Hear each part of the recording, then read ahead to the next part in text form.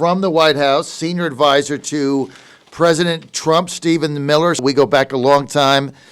You worked with me very diligently while you were communications director for Senator Jeff Sessions back in the day. Stephen, there was a time when yourself, me, and Jeff Sessions were three lonely voices on the staving off illegal immigration front a long time ago, and I appreciate the number of times you've come on my show and had the senator on back in the day, sir. Thank you. Well, you've always been a leader, John, on the issue of illegal immigration, and so we appreciate that. And, of course, the epochal event that changed American history on illegal immigration was the election of Donald Trump. Mm-hmm. And no president in human history has done more to fix our border security system and fix our immigration system than Donald Trump. Let's get right to that. There's some confusion about the president's position right now on DACA, whether or not there's going to be a pathway to citizenship, amnesty, what the president's vision is on that now, the paperwork change that he said he was going to make, and then there was an interview on Telemundo. Can you shed light on that for us, Stephen? Yeah, well, the president's position on that hasn't changed at all. As you remember, back in I believe it was 2018, mm-hmm. he made an offer to Democrats, along with Senator Perdue, Senator Cotton, Senator Grassley, and a few others, that said that if you end chain migration, if you fully secure the southern border, and you do this on a permanent basis, then in exchange for that, we would do a DACA legislatively.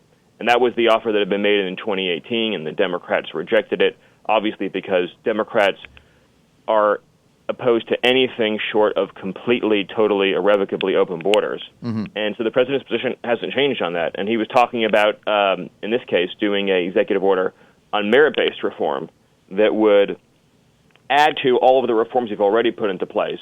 For example, barring welfare access for new immigrants and barring access to taxpayer-funded health care and things of that nature, adding to it by establishing a real merit-based immigration system using various statutory authorities. And that's what he was talking about. So basically, same position he had in the compromise of 2018, which Pelosi and the Democrats and Schumer rejected. Same thing. Correct. Right? Correct. Only in the form of an executive order.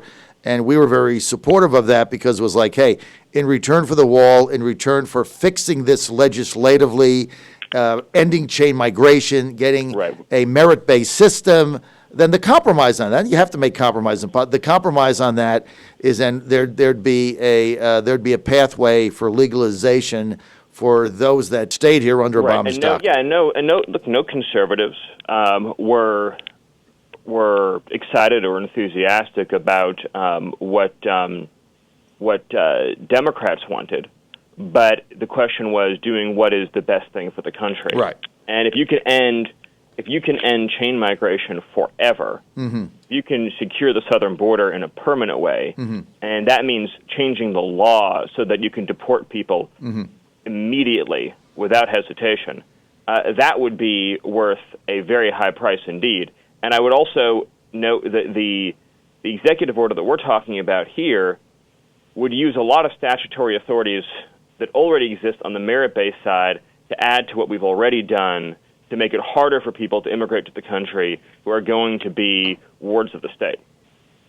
Right. So basically, look, it was a compromise that made a lot of sense for people. That's why, as hardline anti-immigration as I am, for open borders, I completely endorse that because that's the answer. It's a permanent answer to the problem that we've not been able to deal with for 50 years, basically because the globalists depend and Wall Street, Goldman Sachs depend on open borders for cheap labor. So whatever you try to do, they squash it. Yeah, and this was a two-party consensus for half a century on mass migration and cheap labor, and it was Donald Trump that busted up that political cartel. Mm-hmm. And it really started with the 1965 Immigration Act in terms of creating chain migration, mm-hmm. and then it was compounded by the amnesty in '86, mm-hmm. which massively sparked illegal immigration that really was at a phenomenal pace in the '90s and 2000s.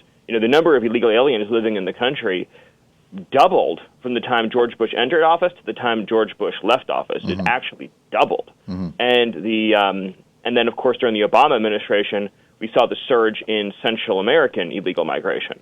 And so Donald Trump came into office after half a century of chain migration, decades of unfettered illegal immigration from Mexico, and then this new phenomenon of families and minors flooding in from Central America. And he has systematically dealt with each and every one of those problems. Well, look, this has been the unholy alliance, Stephen, that you and I and everybody else has been dealing with for a very long time. The unholy alliance between Republicans on Wall Street that want cheap labor and Democrats that want cheap votes. That's basically it. And finally, Donald J. Trump came along and, as you said, hit it over the head with a 2x4, exposed it for the fraud that it is. And obviously, we're trying to stop it now. Stephen Miller with us, senior advisor, President Trump, live at White House. Stephen, let's get to law and order, this movement to defund police. Incredible. Minneapolis, 50% cut in New York, $1 billion taken out. This movement seems to be catching on. You had a Black Lives Matter representative, I think their executive director in Philadelphia, saying their goal in a 5-year period is to not have any police. Who are you going to call? Yeah, so the thing I want to get across to your listeners is that they shouldn't dismiss this phenomenon as something that will only threaten people living in a handful of big liberal cities. In other words, if you live in New York City, Chicago, Los Angeles, etc. Although, of course, it's still unacceptable that any American in any city should be subjected to such horrors and violence. But what I want to get across to your listeners is that left unchecked, not fought, this will come to every city in America. And it's because the left sets its sights on an institution and doesn't stop till it's taken it over. In other words, once upon a time, journalists were fair and balanced in this country. The left said, we are going to take over journalism, and they did. Once upon a time, American universities were even conservative-minded. The left said, that's not acceptable, and they took it over. You can go to college today in a deep red state, and every professor will be a hardcore leftist. So what happens when they start taking over the prosecutors' offices and they start taking over the police departments? They gut and fire and get rid of all the good, honorable police officers we have today. They appoint radical lefties as police chiefs. They get social justice prosecutors. What happens to justice in America then? Well, then it's just like the radical leftists on the Supreme Court.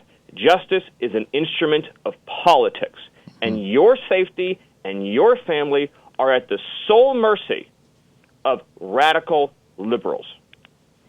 Stephen, what is their goal with this? What's the objective? Well, the objective is that the law enforcement in this country, in my view, is the last part of our society, the left cultural institution, the left hasn't got its hooks into yet in a significant way, and is determined to convert it, to destroy it from within, the way it has the other institutions I mentioned, to accomplish their agenda. In other words, they have the schools, they have academia, they obviously have journalism. So they've got K through 12 college, they've got journalism, they have entertainment, but law enforcement they don't have. The rank-and-file police officers and prosecutors are the most honorable, decent people you know, upholding a tradition of law that stretches back centuries. It's one of our greatest inheritances as a country. That is a major impediment to what they want to accomplish, because they want to be able to put people in jail for committing thought crimes, and they want to make sure that people that commit normal violent crimes don't go to jail. Well, the only way they can accomplish that objective, that fundamental rebalancing of power in America, is to take police departments and prosecutors' offices heads on. And that's why, for example, you have George Soros is actually funding and financing the election of social justice prosecutors. And though the phrase social justice might sound innocuous, and certainly in the right hands, it could be perfectly innocuous, but when it's used by the radical left, social justice is meant to convey political justice, justice for political ends.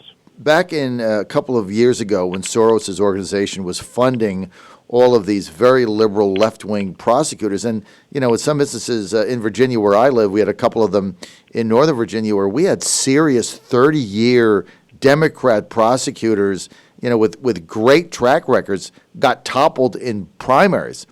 And we were scratching our heads saying, why are they putting all this money in this? Like, for what purpose? These are like career prosecutors in counties. Now we're getting the answer to that. No, that Stephen. was the beginning. Nothing ever happens by accident when it comes to the left. It would be a huge analytical error to think that the left woke up a few weeks ago and said, "Oh, well, we'd like to defund the police on a whim." Mm-hmm. This is a years-long project on the part of the left that is now accelerating because they're emboldened by the fact that the leadership of the Democratic Party has now given them a green light, a complete green light. So the whole leadership of the Democratic Party as an institution has said, go, go, go. And so because they've emboldened them, because there's no longer any restraint from the party, they're now moving at full pace. And the only thing standing in their way is President Trump. Well, you know what? It's interesting, Stephen Miller, what you said, that law enforcement prosecutors was the last vestige that the left hadn't penetrated, and now they're doing it into a big way. So, yeah, there is a plan here. It has a scary ending if we don't stop it.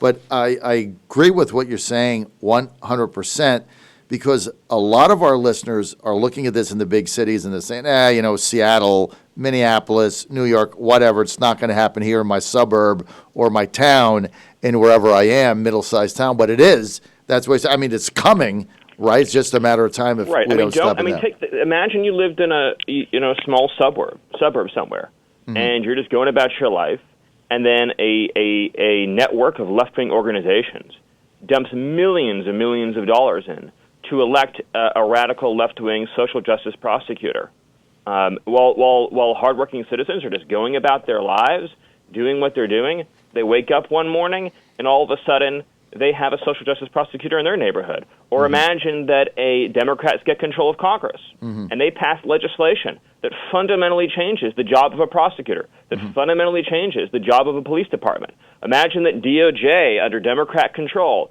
begins investigating and targeting every honorable prosecutor in the country. They just throw up their hands and step aside. Again, if you don't think these things are possible, you haven't been watching the last few years and mm-hmm. seen the utter depravity of the radical left. Mm-hmm. Let's get, Stephen, let's go south and get to the wall. Just about a year and a half ago, a lot of people were criticizing the Trump administration for not being able to deliver their promise on a wall on the southern border, right? Remember that? There was a mantra that kept going on in the press basically saying, he can't pay for it, he doesn't have it. But you look now, as he ends his first term running for re-election, the number of miles of wall on the southern border since he started is stunning, not covered in the fake news.